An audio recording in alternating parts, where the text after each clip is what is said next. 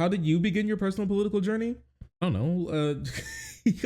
I mean, I don't really know. I guess I became more aware of politics when I was like 17.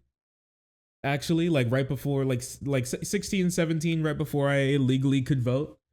And I watched a decent amount of just like honestly mainstream news. If I gotta be honest with you, a bunch of mainstream news. Like, I didn't watch any CNN because I always thought CNN was cringe.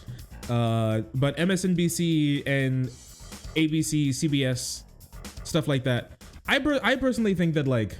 I think like normal mainstream stuff and then branching out from that would probably be best, because knowing more what like your average human being thinks and then like branching out into different sites branching out into different sites of ideology and thought processes as you get more specific with certain things is probably better.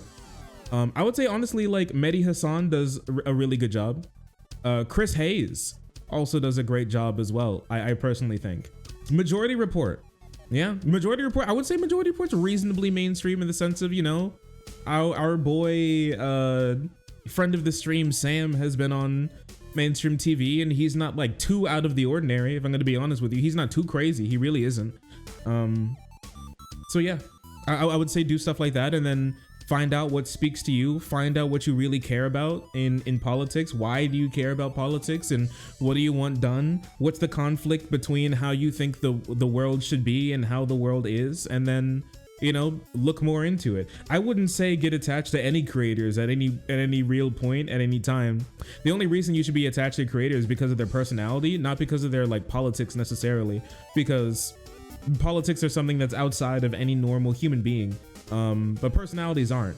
And you could just enjoy their entertainment and some things that they tell you, but I would say care more about what they say more than, you know, who they are when it comes to listening to them politically.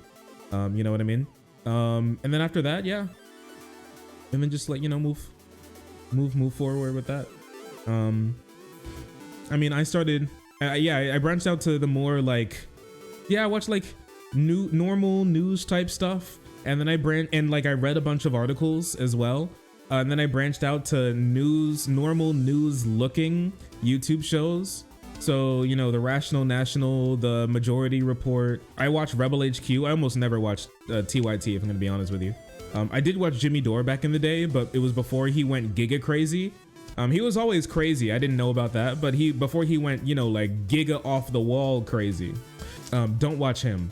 Then I also watched, I watched Secular Talk as well. And then after that, I branched out into the space that we see at the moment. Yeah. And then that's basically what happened with me. I don't want to slip into the crazy chronically online discourse. You could also keep a question in your head. How many normal people care about this? And then after you answer that question, ask the question, how many normie people should care about this?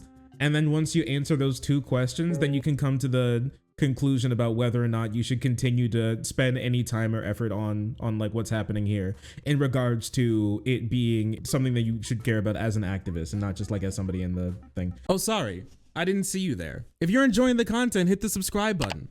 If you don't, it'll make Boo very sad. I know a bunch of you who are watching are not subscribed. Join the frenzy. You won't regret it. Thank you, Boo.